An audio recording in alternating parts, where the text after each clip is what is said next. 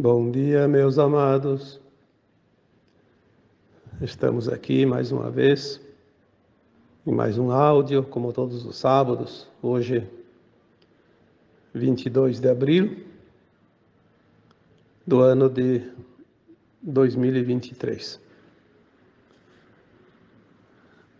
Então, sempre tem algumas coisas para dizer e às vezes a gente até fica pensando o que dizer. Entre tantas coisas, que fica até difícil a escolha, né? Hoje gostaria de abordar um tema aqui sobre os valores. Porque as pessoas confundem valor com preço. Mas quais são os valores de fato? E valor e preço são coisas antagônicas, apesar de parecer a mesma coisa, não é. Valores são as coisas que realmente valem a pena, que têm utilidade, que têm bom uso e que realmente compensa conquistar, né? Porque valores são coisas que a gente conquista e preço é aquilo que a gente paga. A gente paga o preço, a gente ganha o valor, conquista o valor, adquire o valor. Por isso que quando se fala que quem tem valor não tem preço, quem tem preço não tem valor. As pessoas são catalogadas mais ou menos dessa forma, né? Tem pessoas que se vendem, aquela que se vende não tem valor, ela tem preço. Muitas pessoas hoje que a gente conhece no mundo, as mais conhecidas, eu diria, porque são as pessoas que estão mais em evidências, ou mais em evidência, são as pessoas que têm preço. Paga seu preço, né? Um artista, um jogador de futebol, um jornalista, um empresário, um gerente, um dirigente, paga seu preço para ter ele nas suas fileiras, mas nem sempre aquele preço representa o valor. Podemos ver ali, falando aqui em exemplo, né, jogadores de futebol, né, esportistas, que ganham um salário muito grande, tem um valor do seu passe, que não é passe, eu diria que é a sua propriedade, porque quem compra fica com o direito, né? Na verdade tem só preço, porque tem outros que são muito mais valiosos em termos de produtividade e o valor que é pago, né, o preço que é pago, enfim, são números, né, menores. Então tudo é relativo. Nós vemos ali políticos, principalmente hoje, que negociam, né, o seu valor através de um preço estipulado. E aquele que tem preço não tem valor, então podemos dizer que a maioria que se vende, ou podemos até dizer a totalidade de todos aqueles que se vendem não tem valor, tem preço. E o preço é uma coisa que eu já disse antes, não se ganha, o preço se paga. Toda aquela pessoa que realmente se vende não ganha nada. Parece um paradoxo, mas é isso.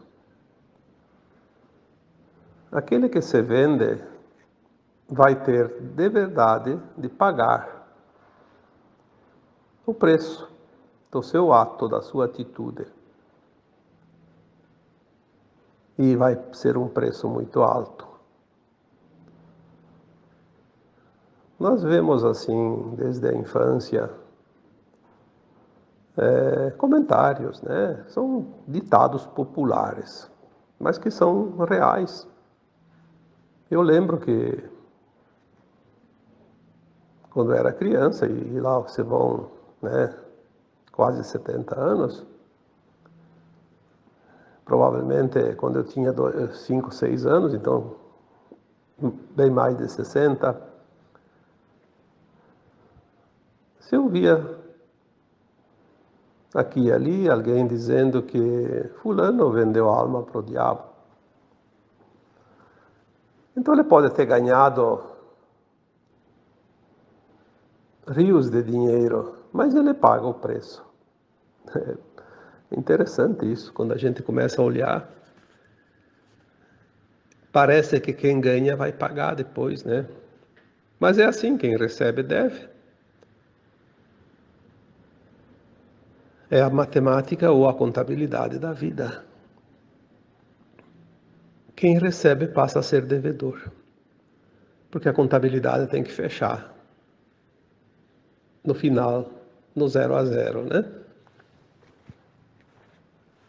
E então o trabalho que estamos aqui hoje trazendo, esse áudio,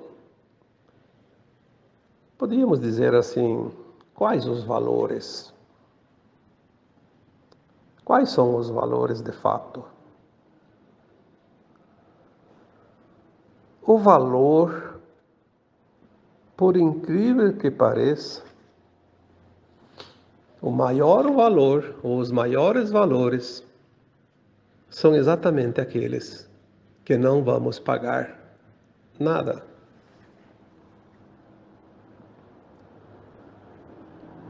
Quantas vezes foi dito que o universo ele é um exímio cobrador, mas também ele é um grande doador.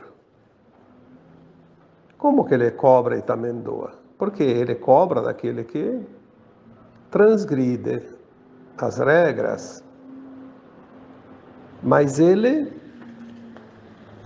com certeza, retribui muito, generosamente, aquele que se doa. Porque tudo é doação. Tudo é doação, tudo é troca no universo. Esse tudo é troca. É preciso dar para receber. Quem é que vai receber? Você não doou nada. Não tem crédito. O crédito, ele vem na consequência da doação.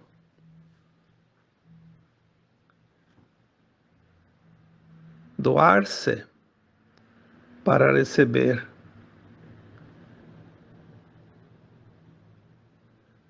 Ninguém está aqui neste planeta, escola, para ser mais esperto do que o outro, para ser mais hábil em artimanhas e artifícios para enganar os outros.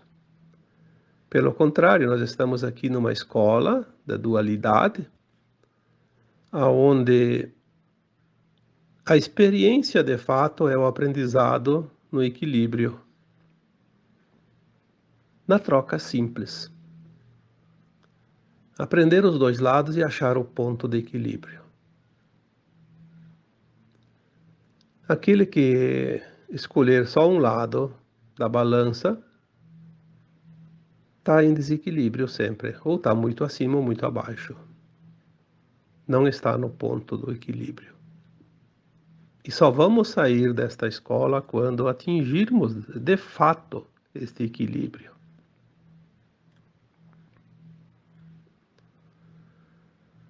Agora chegamos num tempo final da experiência. Tudo vai se definir rapidamente. As pessoas querem tudo para amanhã, não é assim tudo para amanhã. É tudo para esta encarnação. Precisamos entender que tudo se define nesta encarnação. Temos a vida que tivermos, né? Seja lá 20 anos, 50 anos, 80 anos, 100 anos, não importa. Você tem esta atual encarnação para finalizar a tua grande obra existencial.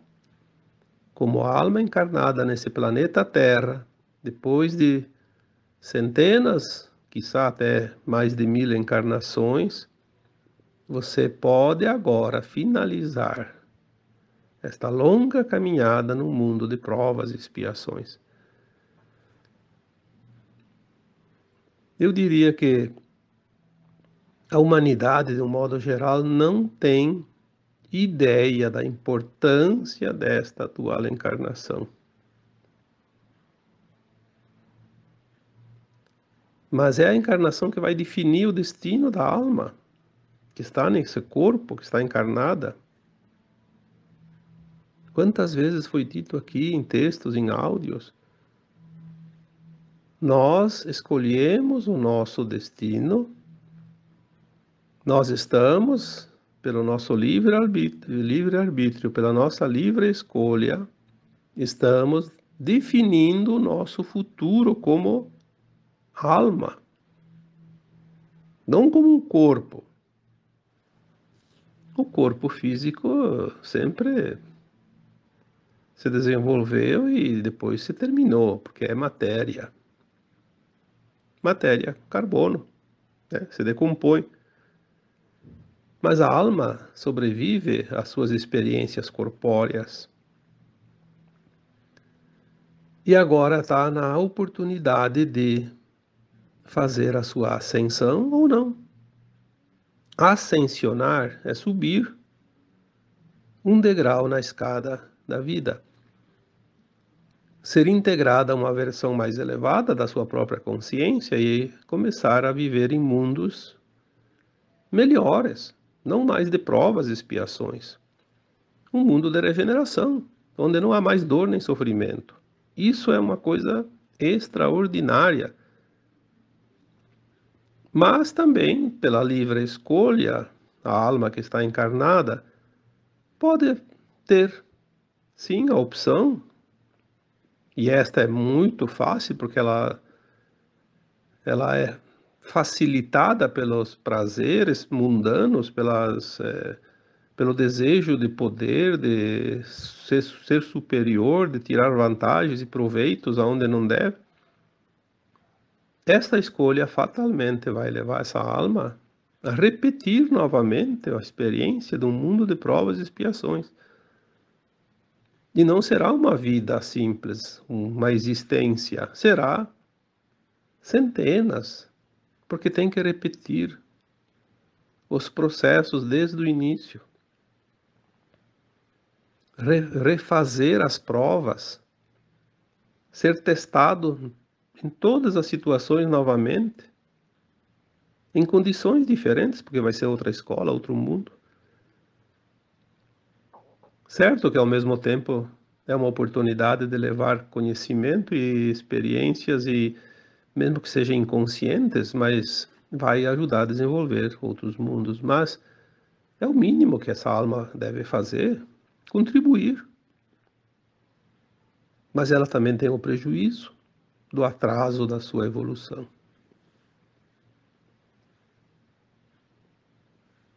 As pessoas dizem assim, o dinheiro traz a felicidade, o poder traz a felicidade, o estar acima de todos, ter um cargo de distinção, de visibilidade, famoso, traz felicidade.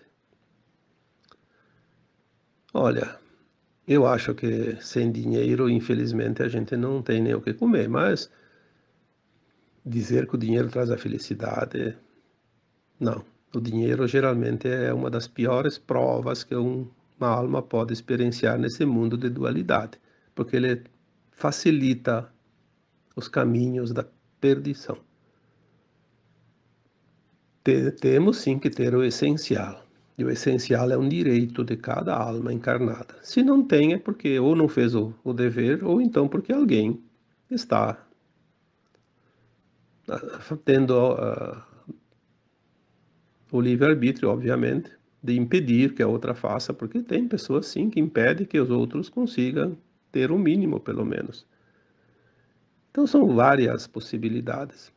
O que nós devemos entender é que existem duas situações que então fica melhor para entender, que é a prosperidade e a escassez.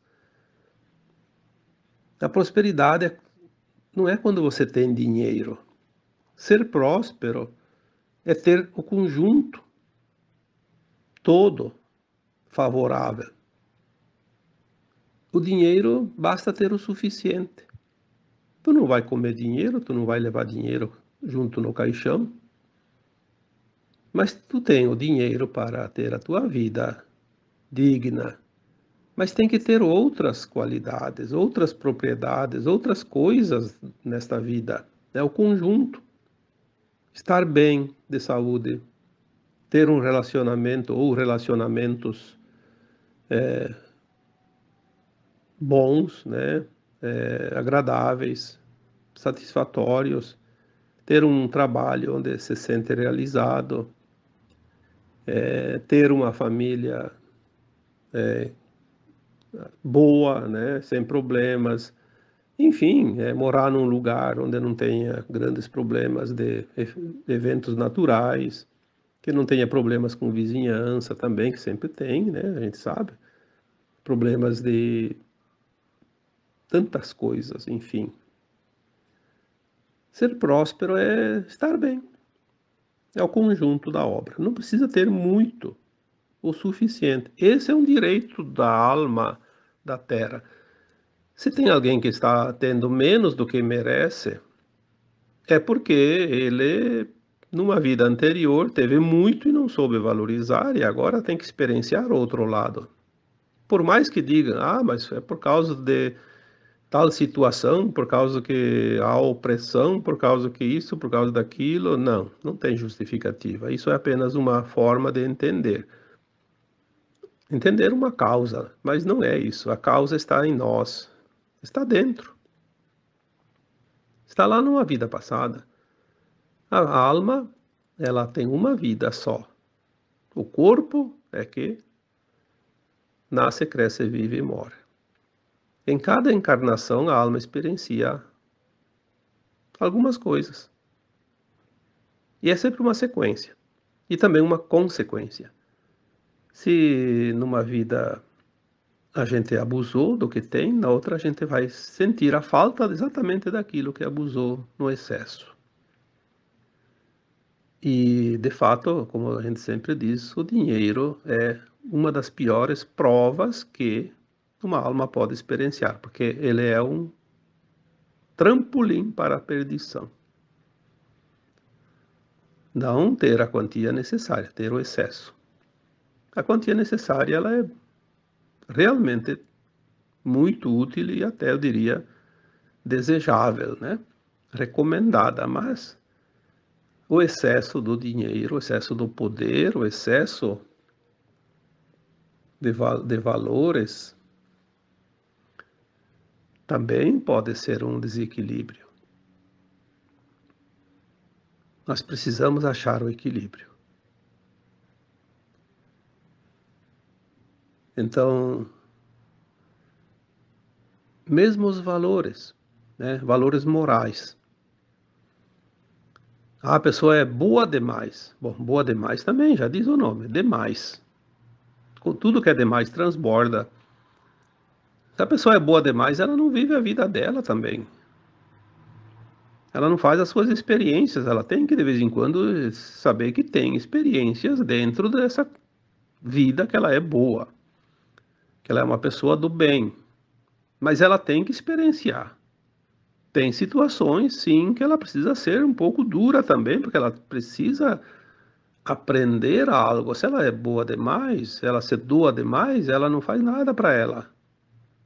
Ela faz pelos outros só, e daí ela deixa para trás as suas próprias lições. Então tem que ter o equilíbrio. O equilíbrio é o ponto. Não é a quantidade nem para cima nem para baixo.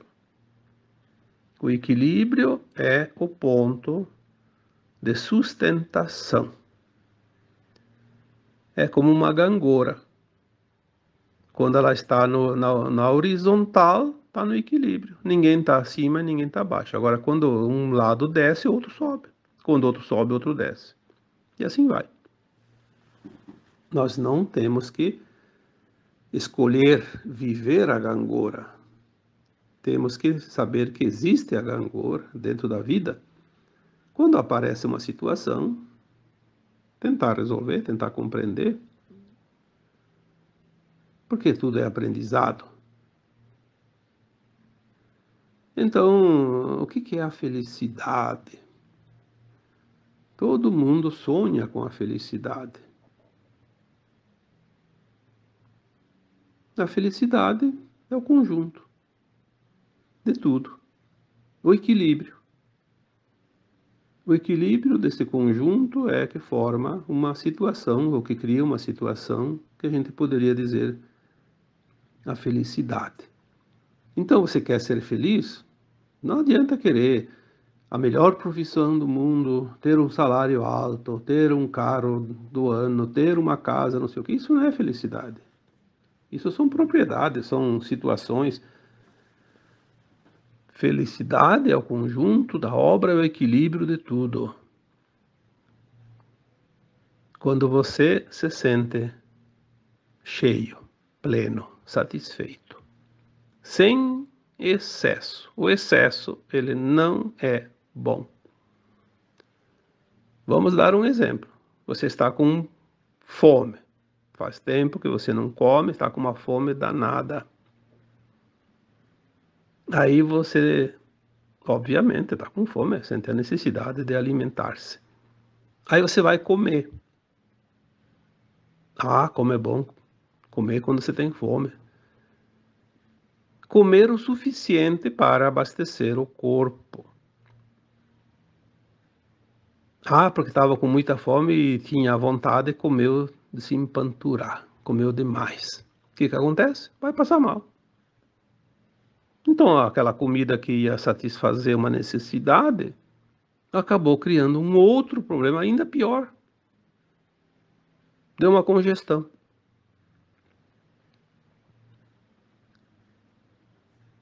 Os excessos são muito prejudiciais, ou muito mais prejudiciais do que a falta. A falta é simplesmente uma falta, mas não faz mal. Sente a necessidade daquilo que não se tem. O excesso, ele é prejudicial, porque ele traz grandes transtornos, consequências. Então seja feliz, tenha aquilo que é necessário e saiba usar, na medida e na dose certa. O equilíbrio. Ser feliz é ter o equilíbrio.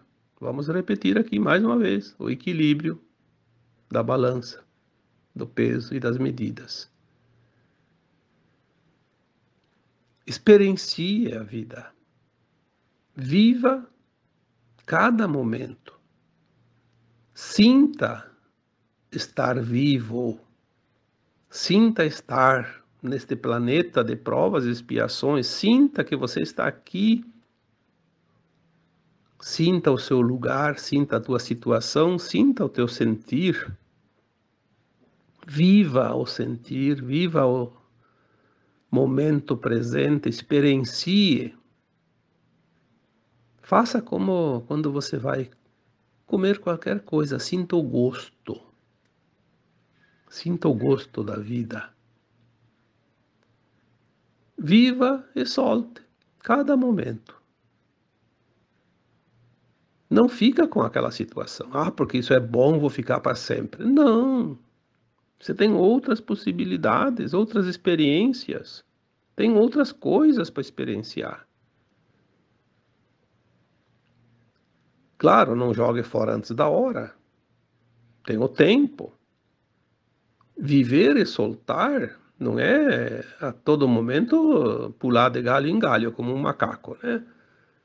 É sentir o aconchego, sentir o prazer, sentir a dor também.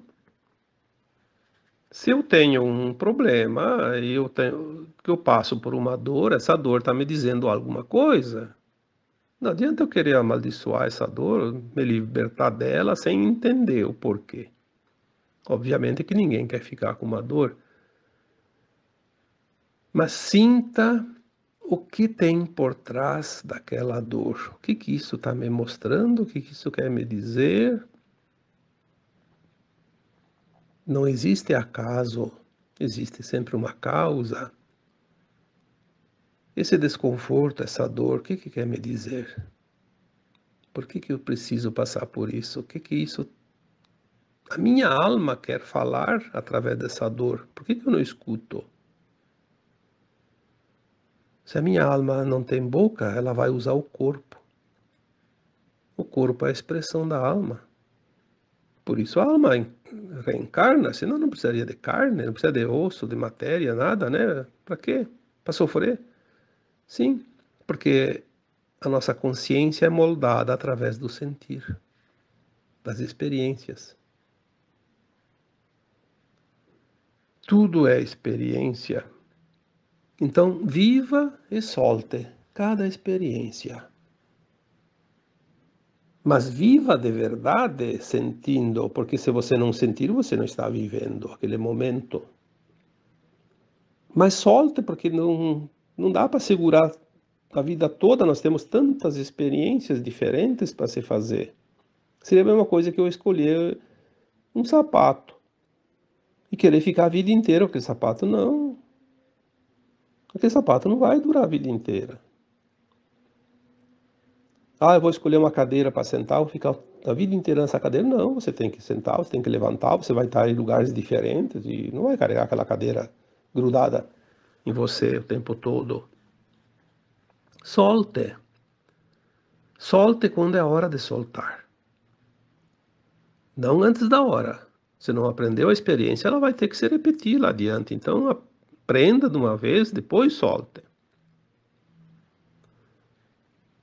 Eu conheço pessoas que falam: ah, mas quando eu era pequeno eu passei por isso, passei por aquilo, passei fome, passei frio, ia para a escola descalço. Sim, eu já contei da minha vida.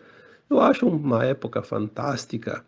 Como a gente sobreviveu aquele tempo, olha que maravilhoso tudo isso. Mas não é lembrar da dor. Mas tem gente que guarda aquela dor a sete chaves. Para cada pouco ir lá e dar uma esgotadinha nela para sentir a dor de novo. Aí é optar por sofrer a vida toda, né? Tem pessoas que teve um relacionamento, estava casado e depois deu algum problema lá, e daí um foi para um canto, outro foi para outro, daí sempre tem uma que sofre, né? Não sei por quê. Sempre tem uma que sofre. E fica lamentando 20, 30 anos.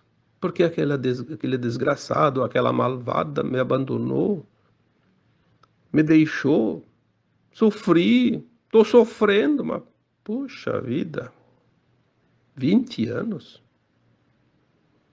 Só que é assim, é uma ferida aberta. E cada dia ela vai lá e dá uma cutucada para sangrar. Aí eu acho que é se prejudicar muito mais do que o necessário, né? Parece que tem pessoas que fazem questão de sofrer para se sentir o coitadinho, para os outros ter pena dele. O vitimismo.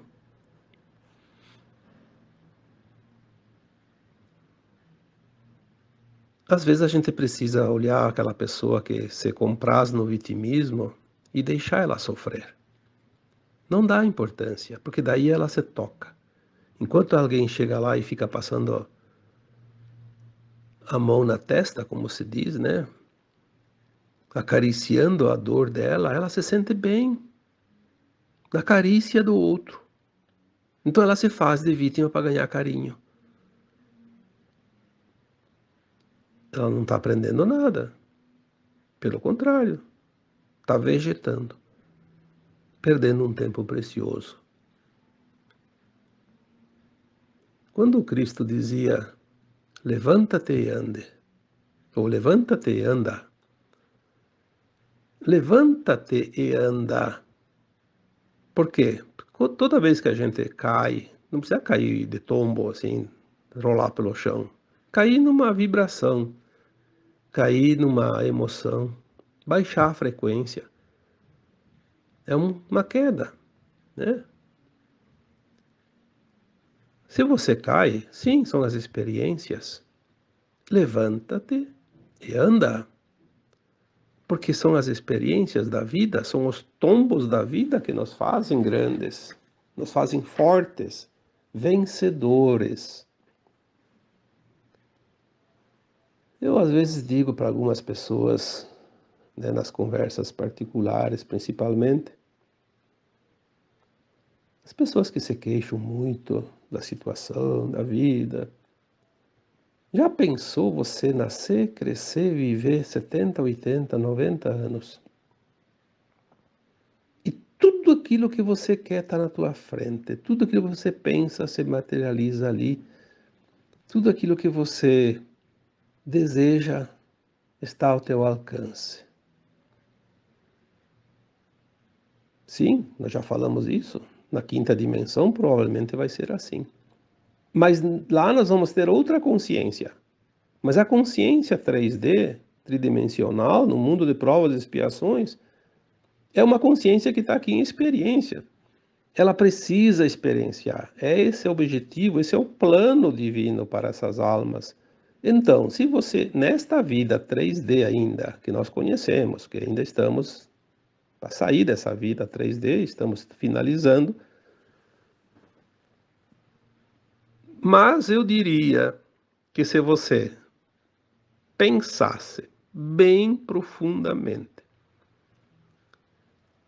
imagina-se nascendo, crescendo, vivendo 80, 90 anos, sem ter nenhuma dificuldade, nenhum propósito, nenhum desafio.